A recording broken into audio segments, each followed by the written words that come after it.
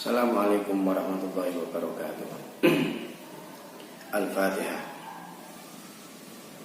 Ar-Rahmanir-Rahim. Maliki yaumiddin. Iyyaka na'budu wa iyyaka nasta'in.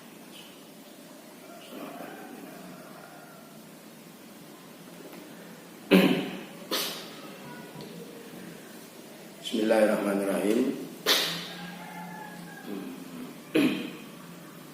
Pada kali ini kita akan membicarakan tentang sebuah kejadian antara orang alim satu dengan orang alim yang lain, termasuk golongan orang soleh yang bertemu dengan orang soleh yang lain.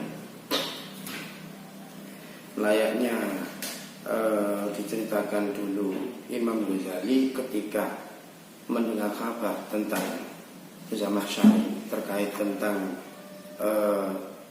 keintelektualitasan atau kualitas intelektual yang dimiliki oleh Zamakhsyari, apakah ini benar layak dikatakan sebagai al-faqih atau ahli fikih atau belum. Nah, ini kemudian Imam Ghazali satu malam suntuk ketika bertemu dengan Zamakhsyari, itu di situ kemudian beliau melakukan proses dialog yang ringkas. Cerita di situ kemudian dari sekian pertanyaan yang disampaikan oleh Imam Ghazali ini, kemudian beliau menyimpulkan kalau Zamakhsyari itu alim pada persoalan ilmu fikih. Hanya yang terjadi khilaf di antara ulama itu adalah Zamakhsyari dalam hal ilmu tauhid. Nah, yang saya garis bawahi di sini adalah bahwa setiap ulama, orang alim dulu ini ketika memberikan contoh pada generasi berikutnya, tidak serta-merta ketika menilai satu hal ini hanya atas dasar cocok atau tidaknya dengan kesenangannya, atau iki disenangi atau tidak, disukai atau tidak, terlepas dari itu semua. Nah, terlepas dari apakah ini disenangi atau tidak, apakah ini punya hubungan yang akrab atau tidak, apakah ini punya hubungan pertemanan atau persaudaraan yang dekat atau jauh, tidak ada kaitannya dengan itu.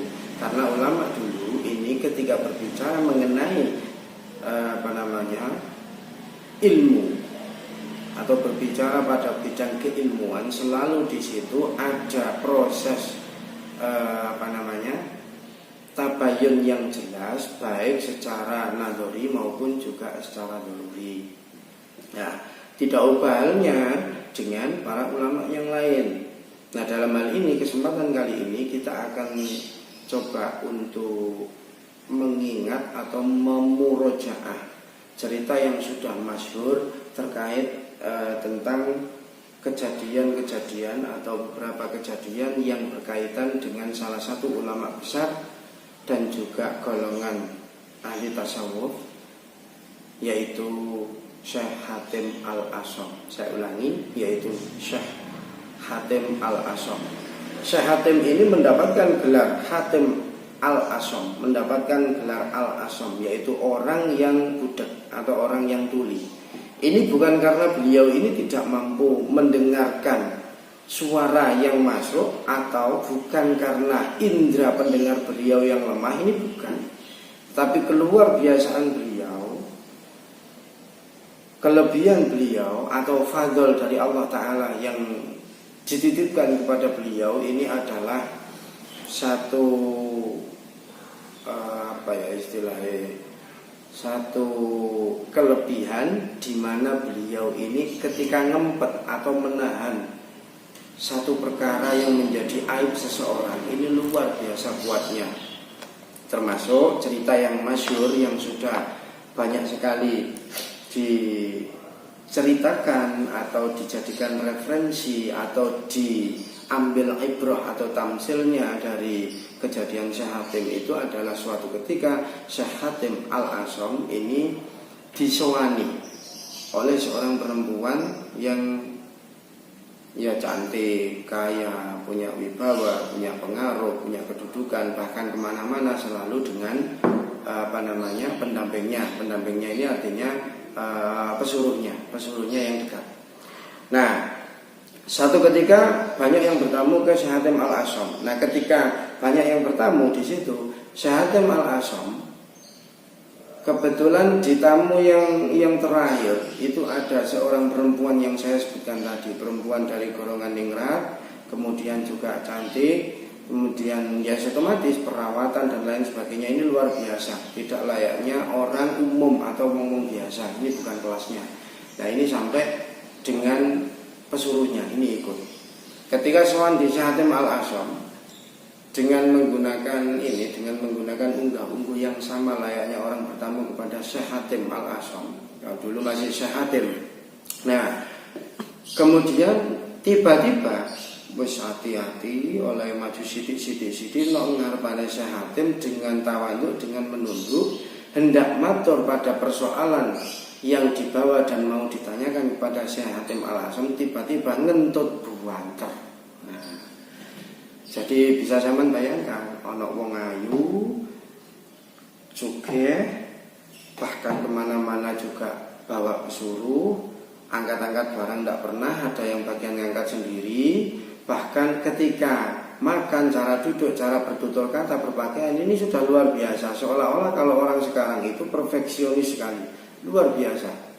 Nah, tapi tiba-tiba ana wong wayu sip ambune wangi semerbak, tapi tiba-tiba ngentut nang ngarepe wong lanang.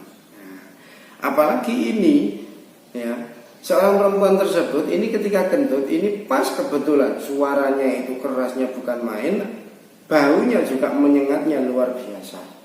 Sehingga ini menjadikan wajahnya memerah. Sementara pesuruhnya tidak berani berkata-kata, juga tidak berani, tertawa juga tidak berani.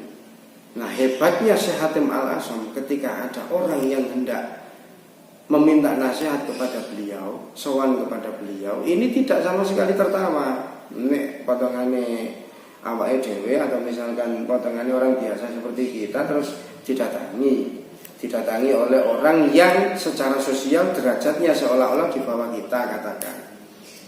Datang ke kita sudah wis waluse nuduk-nuduk lah, tiba-tiba di depan kita. Terus tiba-tiba ngontut buanter, terus baunya enggak karu-karuan. Ya kalau saya yang dibilangi ya tak bilangi sana kamar mandi ada sebelah sana. Tapi Syekh Hatim tidak. Syekh Hatim luar biasa. Nah, ketika sudah begitu, Syekh Hatim ini tetap dengan wajah, dengan ekspresi, dengan sikap yang sama sekali seolah-olah tidak terjadi apa-apa.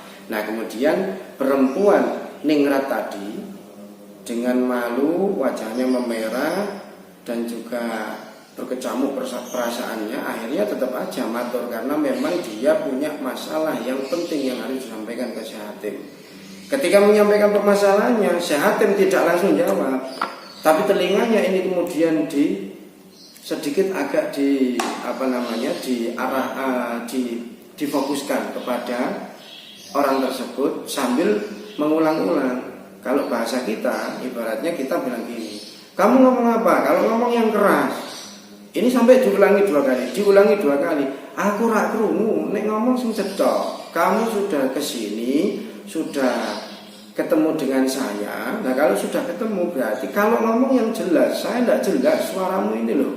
Kamu ini ngomong atau apa? Kok cuma bibirmu yang bergerak tapi suaranya tidak kedengaran. Nah, dari situ ya waidan secara tiba-tiba sontak. Nah, perempuan dari golongan ningrat ini kemudian hatinya ini merasa lega. Karena apa? Berarti Syekh Hatim ini sekalipun wong walim kupinge ora patek krungunan, aku ngentut sakmono bantere ambune sampai kaya ngono kok ya gak krungu suarane. Nah, dari situ akhirnya dari ringkas cerita, akhirnya dari cerita inilah kemudian Syekh Hatim ini mendapatkan gelar Al-Asham.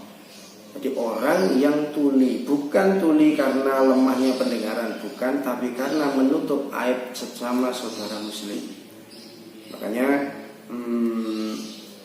dikatakan termasuk salah satu amal yang luar biasa bagi seorang mukmin itu idkhalus surur fi qalbil mukmin. Nah, ini termasuk amal yang luar biasa, salah satu amal yang tergolong amal mulia-mulianya amal, termasuk salah satunya yaitu idkhalus surur fi qalbil mukmin, maka membuat bunga atau membuat gembira, membuat senang atau membuat sumringah hati sesama mukmin, ini adalah termasuk amal yang luar biasa yang mempunyai makna kesolihan yang arif. Nah, kali ini yang hendak kami sampaikan adalah bahwa Syekh Hatim Al-Asham sedemikian luar biasanya. Nah, ini suatu ketika ada orang yang mau ngetes Syekh Hatim Al-Asham. Tapi karena yang ngetes ini adalah orang alim dan juga ahlul ibadah, maka sudah secara otomatis ketika sowan ke Syekh Hatim Al-Asham, sekalipun niatnya itu ingin di situ itu berdebat dengan Syekh Hatim Al-Asham, ya, tujuannya ingin berdebat dengan Syekh Hatim Al-Asham, tapi kalau ulama dulu itu sembodo.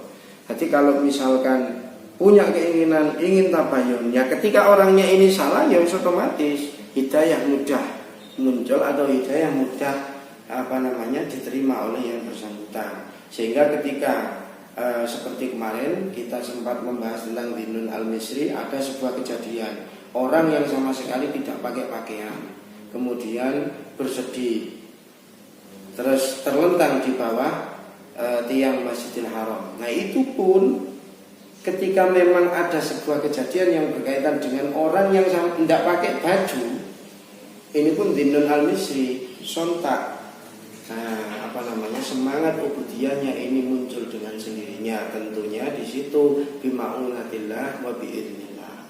Nah, ini begitu halnya seseorang yang hendak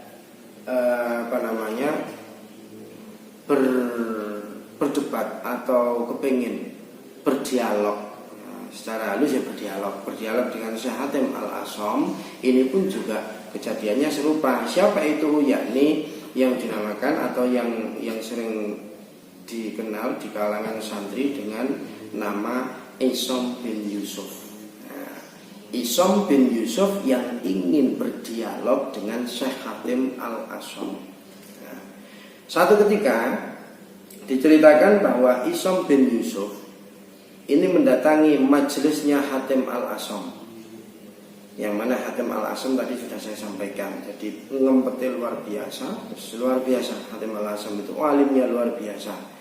Dalam kitab Al-Hikam pun ada singgungan terkait tentang cerita Syekh Hatim Al-Asham yang mempunyai keluar biasaan banyak sekali. Nah, ini keluar biasaan dalam hal apa? Dalam hal memberikan contoh perilaku terhadap generasi setelahnya. Karena Syekh Hatim Al-Asham ini kalau dilihat periodisasinya, beliau ini kira-kira abad ketiga Hijriah, berarti di atas 200 Hijriah. Nah, ini kalau dikategorisasikan, berarti kira-kira beliau ini masuknya adalah golongan tabi'ut tabi'in. Jadi setelah habisnya masa tabi'in. Jadi jaraknya ya lumayan jauh kalau dari imam madhab atau 4 madhab, yakni Imam Abu Hanifah, kemudian Imam Malik bin Anas, kemudian Imam Syafi'i, kemudian Imam Ahmad bin Hanbal. Agak jauh dari beliau 4 madhab.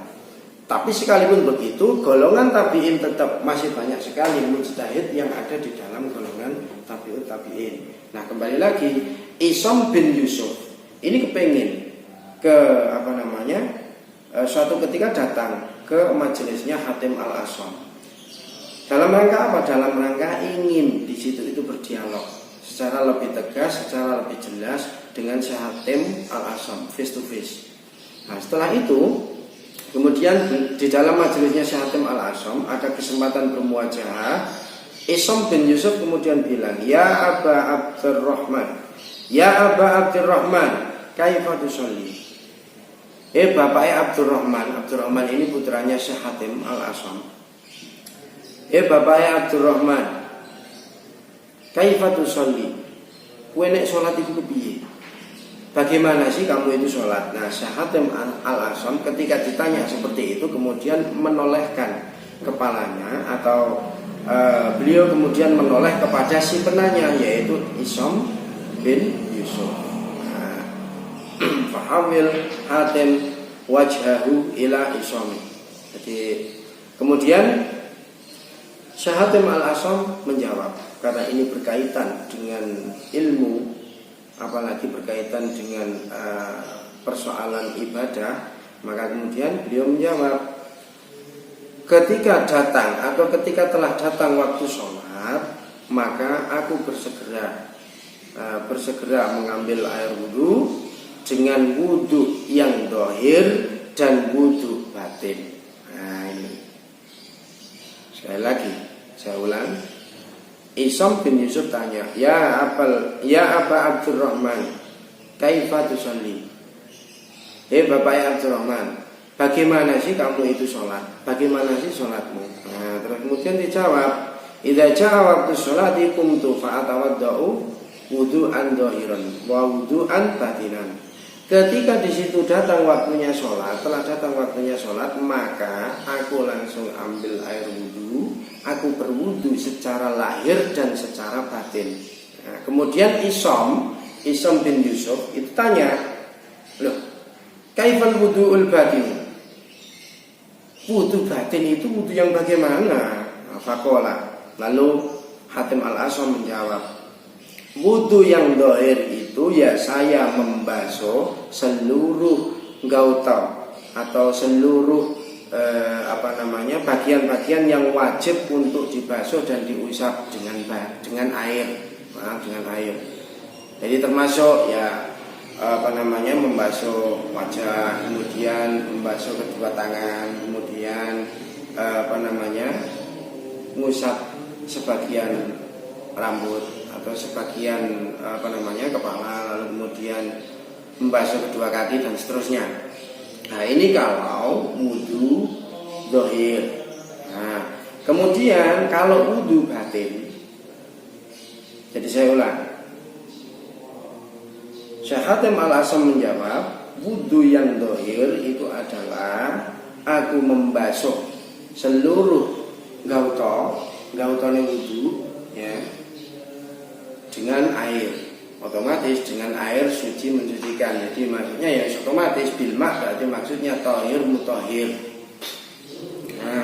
atau maul mutlak.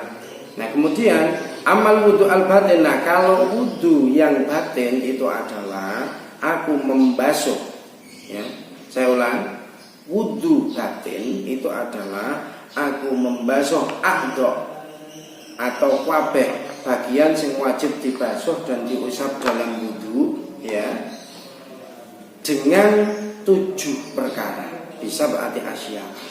Apa itu? 1, dengan taubat. Apa bisa dengan taubat? Jelas bisa. Sebab apa? Sebab tangan ini barangkali di situ sempat mungkin megang sesuatu tanpa izin dari si pemilik, atau mungkin tangan ini sempat melemparkan sesuatu yang di situ mengenai kepala orang terus tiba-tiba benjol. Nah ini otomatis. Nah ini harus di situ oleh bagi Syekh Hatim Al-Asham ketika hendak sholat, maka ini harus dibasuh dulu. Membasuhnya dengan apa? Bitaubati.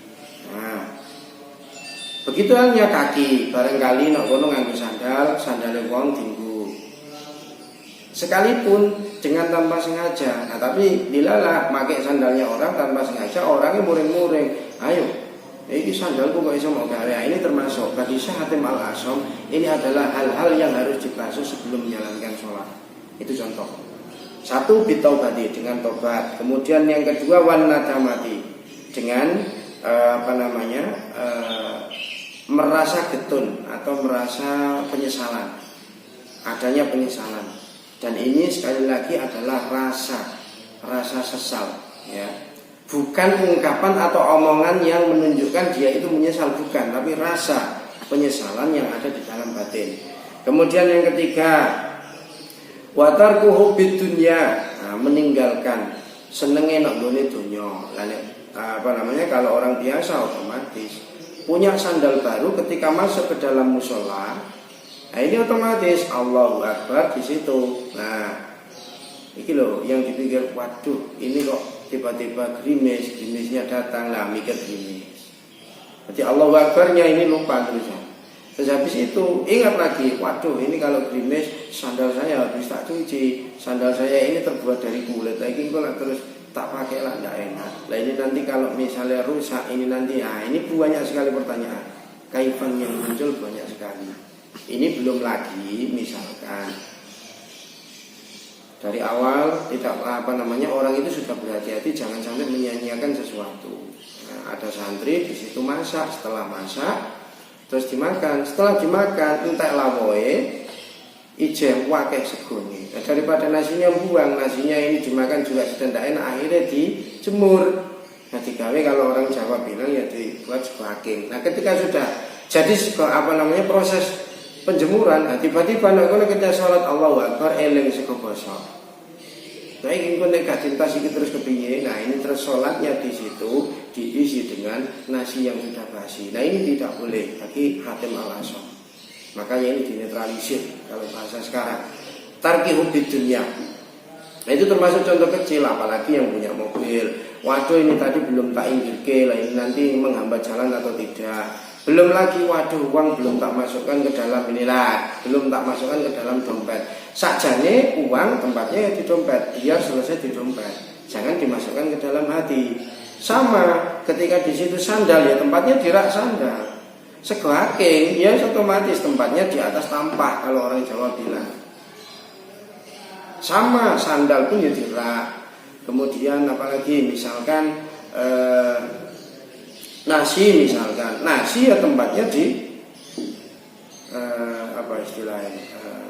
kalau orang Jawa bilang ya di wakul atau di ceding atau di tempatnya nasi, atau kalau sekarang dari di magicom itu tempatnya nasi.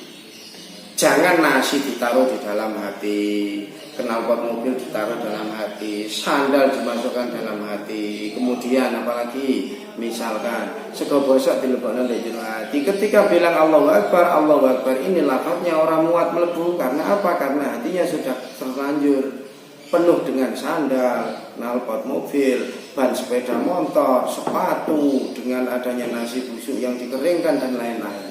Maka biarkan itu pada tempatnya masing-masing. Bagi Syekh Hatim al-Asam termasuk tarku hubbi dunya itu ya seperti itu. Kemudian selanjutnya dari sab'ati a'dha yaitu wasana il khalqi.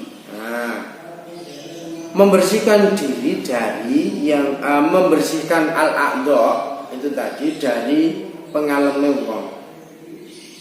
Ya. Apapun jenis pujian dari seseorang ini dihilangkan. Nah, jadi pujian yang munculnya dari orang, dari keluarga, dari teman, dari kenalan, dari netizen atau yang lain. Nah ini tidak ada kaitan, tidak ada urusan. Nah ini semuanya dilepas. Kemudian selanjutnya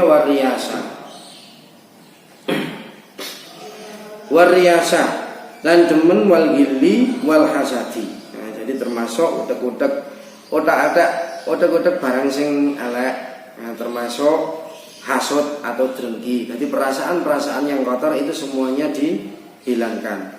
Jadi saya ulangi, bisab ati asya'a bitaubati wan nadamati wa tarki hubbi dunya, kemudian wasana il khalqi wariyasati wal gilli wal hasadi. Ya, jadi ada 7. Nah ini yang namanya wudu secara batin. Ya. Kemudian selanjutnya setelah itu, jadi itu jawaban Syekh al-Asam.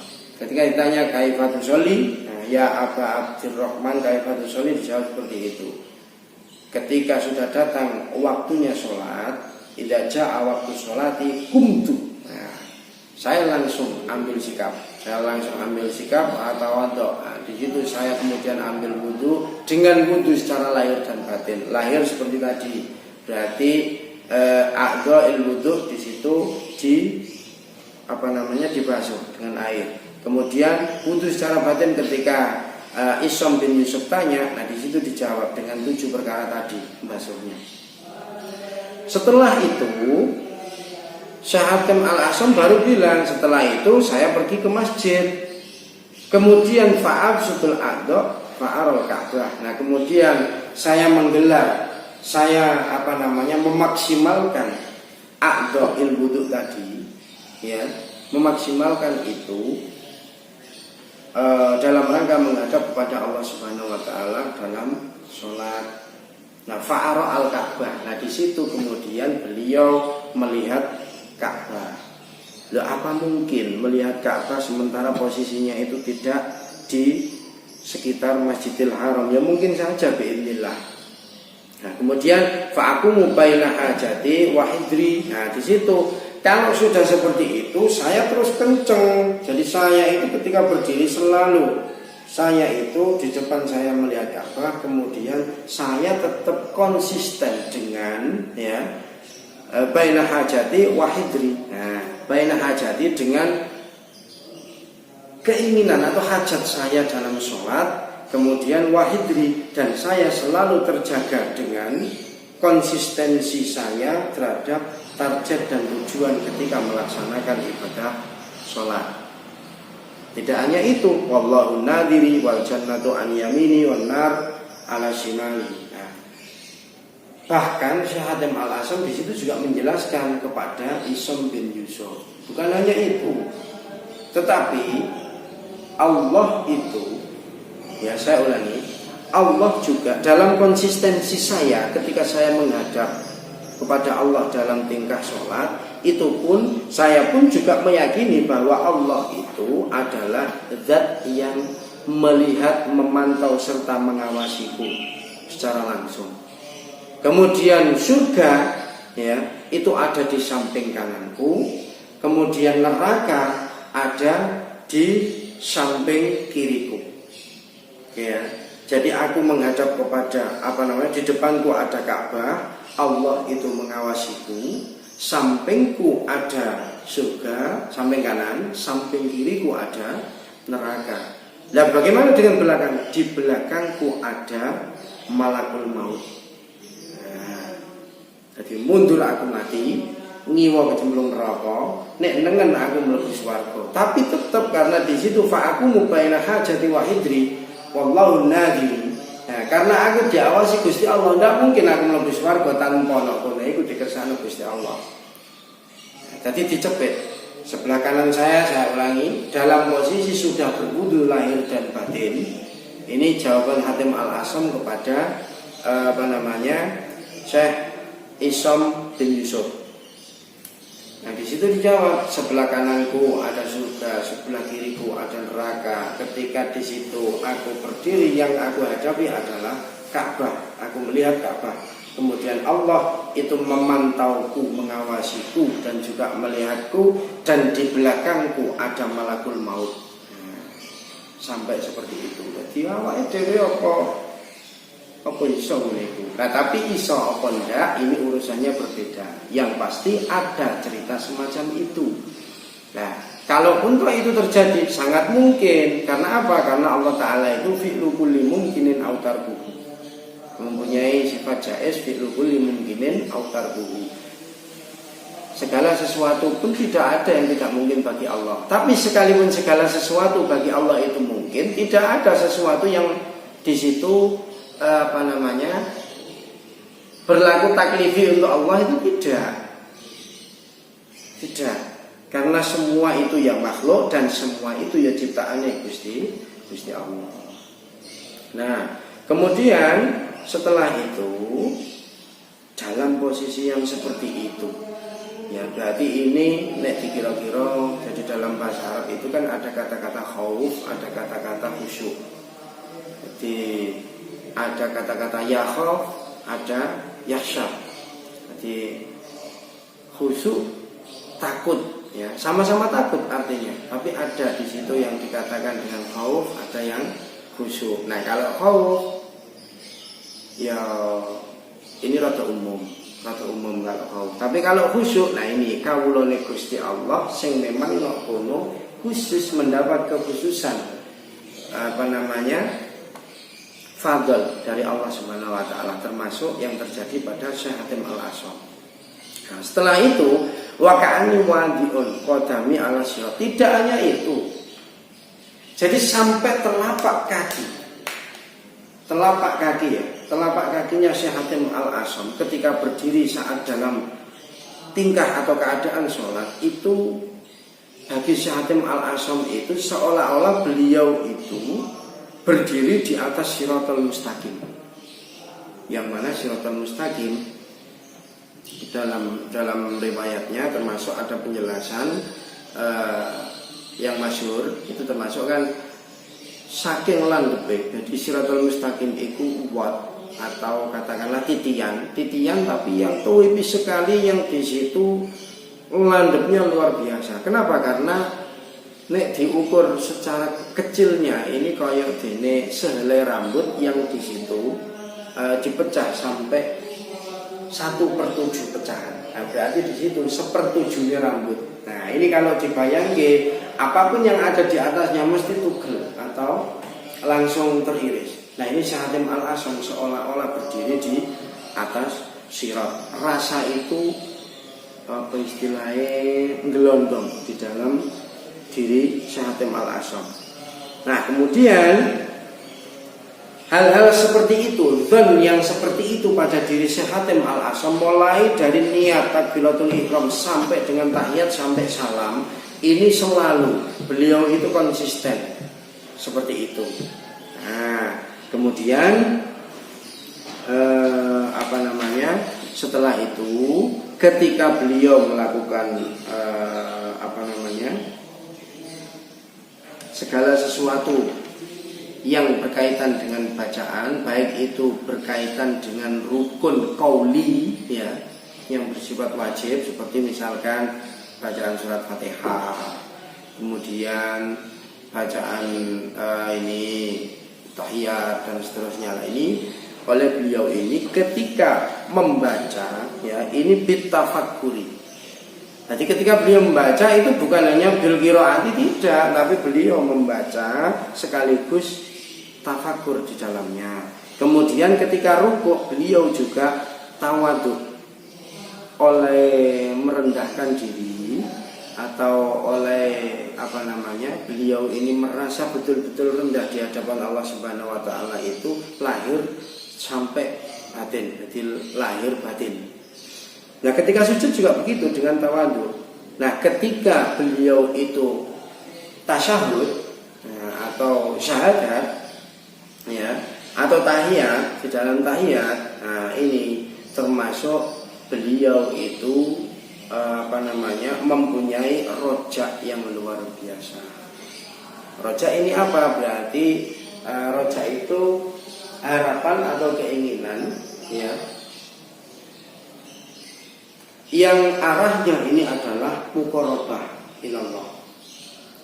Jadi proses pendekatan diri seorang hamba kepada Sang Khaliq atau kepada Allah Subhanahu wa taala. Kemudian beliau salam dengan keikhlasan yang luar biasa, tanpa ada keterpaksaan, tanpa ada iming-iming saya kalau sudah mengerjakan sholat maka saya mengharap adanya pahala, adanya janji surga dan lain sebagainya. Tidak sama sekali, karena bil ikhlas.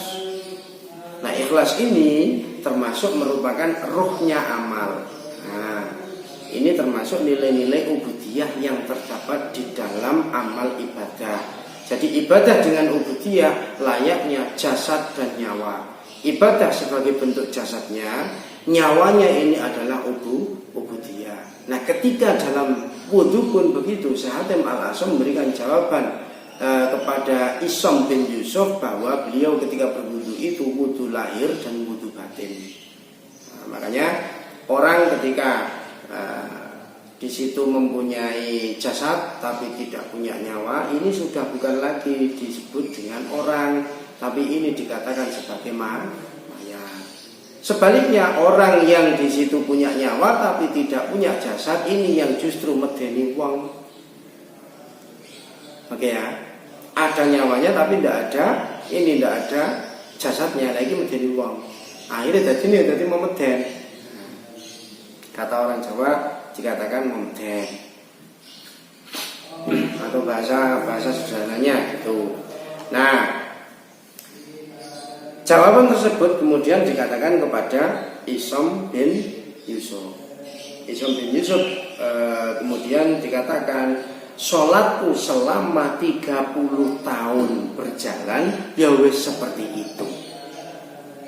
Nah, kemudian Isom bin Yusuf tidak bisa berkata apa-apa, hanya kalimat Isom bin Yusuf kemudian hada syai'un la yaqdiru alaihi ghairuka wa baka bukaan syadida. Hada syai'un la yaqdiru alaihi ghairuka. Iki lho sesuatu sing ora kuat wong iku nglakoni saliyane kowe, Syekh Hatim. Jadi tidak ada yang kuat saliyane kowe, saliyane jenengan. Itu ora ono sing kuat. Nah, fabaka bukaan syadida. Kemudian yang tadinya itu ingin berdialog, wis luar biasa bahannya sudah buahnya Isom bin Yusuf tadi, ketika mendapat jawaban itu malah justru beliau menangis di tempat dengan tangisan yang betul-betul sedih sampai ke sanubari beliau. Nah ini hebatnya, padahal awalnya itu pengen berdialog, ya kan? Tetapi kemudian justru yang didapatkan itu malah justru pencerahan. Nah, jadi bukan keturutan keinginannya, tapi justru mendapatkan kebaikan dari Allah Subhanahu wa Ta'ala. Nah, ini saya ambil keterangan ini dari kitab Al-Fawaid fi Hikayatin Ajibah.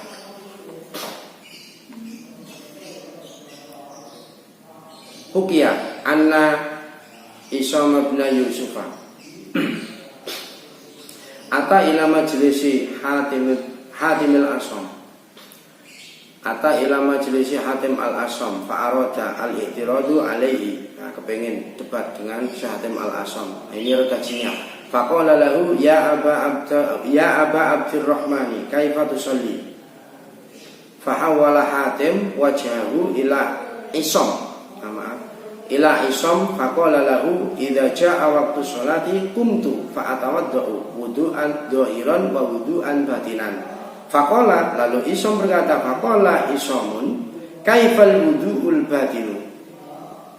Faqala, nah ini jawaban dari Hatim al-Asam, amal wudu'ul dhahiru fa agsilul a'dha'a bil ma'i wa ammal wudu'ul batinu fa agsiluhu bisab'ati asya'a bitaubati wan nadamati wa tarki hubbid dunya wa sana'il khalqi war riyasati wal ghilli wal hasadi. Jadi ada 7. Summa adhabu ilal masjidi fa absutul a'dha'a fa aral ka'bata fa aqumu baina hajati wa hidri. Nah, konsisten aku dengan keadaan dan posisi yang seperti itu. Wallahu nadhiri wal jannatu an yamini wan naru an shimali. Allah Ta'ala itu mengawasiku, pengawasku, kemudian surga ada di kananku, neraka ada di sebelah kiriku. Wa malakul mauti khalfa dhahri. Malakul maut, malaikat pencabut nyawa ada di belakangku. Nek aku mundur, jelas nyawaku dicabut. Wa ka'anni wadi'un qadami ala sirati. Dan seolah-olah kaya-kaya aku iku ndokokno. Telapak kakiku ala sirati, di atasnya siratal mustaqim. Wa adunnu anna hadhihi sholata akhiru sholatin usolliha summa anwi wa kabbara bil ihsani wa aqra'u bit tafakkuri wa arka'u bit tawaddu'i wa asjudu bit tawaddu'i wa atashahhadu bir raja'i wa usallimu bil ikhlasi fa hadhihi sholati mundu salasina sanatan. Nah ini kilo sampai 30 tahun lamanya yang seperti itu, sekalipun tidak seperti itu. Jadi konsisten sekali beliau, luar biasa. Faqala lahu Isom hadza syai'un la yaqdiru alaihi ghairuka wa baka bukaan syadida. Akhirul kalam, wallahu alam bisawab. Al-Fatihah.